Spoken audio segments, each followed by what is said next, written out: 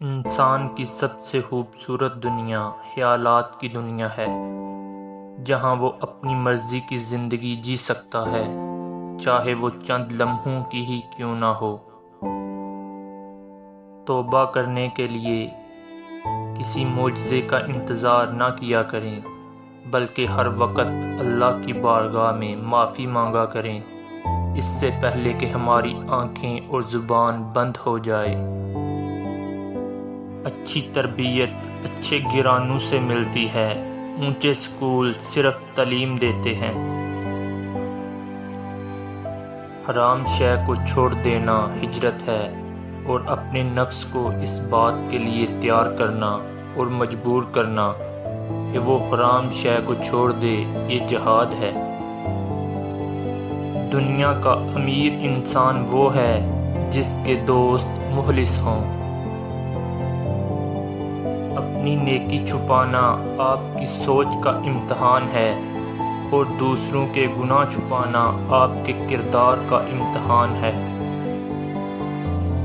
جو لوگ اپنے رب پر یقین رکھتے ہیں وہ زندگی میں کبھی مایوس نہیں ہوتے۔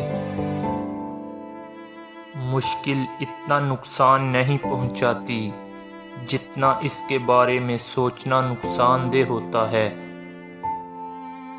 ہارنے والا اگر مسکراہٹ دے دے تو جیتنے والے کی جیت بے مزہ ہو جاتی ہے۔ رسول اللہ صلی اللہ علیہ وسلم نے فرمایا، جس نے فجر پڑھی وہ اللہ کی پناہ میں ہے، تو تم اللہ کی پناہ ہاتھ سے جانے نہ دو۔ بے شک جس کے لیے اللہ کی ذات کافی ہو، اس کو کسی اور سہارے کی ضرورت نہیں پڑتی۔ بہترین انسان وہ ہے جو عروج کے زمانے میں اللہ تعالیٰ کا شکر گزار ہو اور زوال کے وقت صبر اختیار کرے۔ صبر کرنے والے کا مقدمہ اللہ خود لڑتا ہے۔ اپنے کچھ لمحوں کے عروج پر غرور نہ کرنا، کیونکہ وقت بدلنے میں دیر نہیں لگتی۔ جب دل تکلیف میں ہو تو سکون کے لیے سب سے بہترین جگہ سجدہ ہے۔ رزق اور موت کا خوف مت رکھو، یہ اللہ کا اختیار ہے۔ رزق کا ملنا تمہاری قابلیت نہیں بلکہ رب کی عطا ہے۔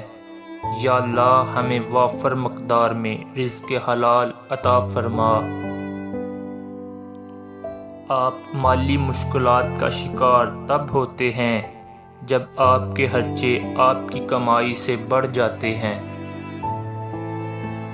دنیا کا سب سے بڑا نقصان یہ ہے کہ آپ کسی دنیاوی کام کے لیے نماز چھوڑ دیں۔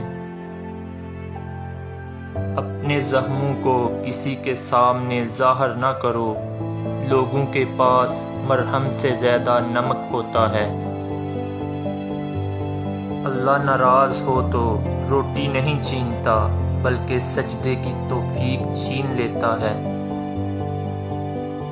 بولنا سب کو آتا ہے، بس کسی کا دماغ بولتا ہے، کسی کا اخلاق بولتا ہے اور کسی کی زبان۔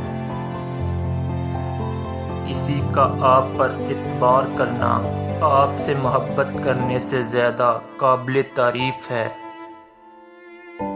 محبتوں میں روٹھنے اور منانے کا عمل رک جائے تو محبت کو زنگ لگ جاتا ہے۔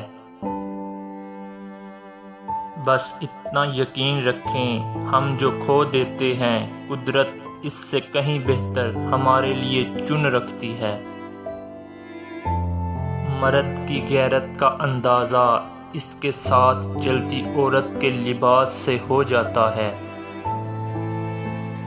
چاہے کتنا ہی بوڑھا کیوں نہ ہو جائے، مگر گھر کا سب سے مضبوط ستون باپ ہی ہوتا ہے۔ اگر اونچی جگہ پر ہی تعلق بنانے کا شوق ہے تو عرش کا مالک سب سے اونچی جگہ پر ہے۔ جس نے سکھ میں شکر ادا کیا اس نے دکھ میں رب کو بہت قریب پایا۔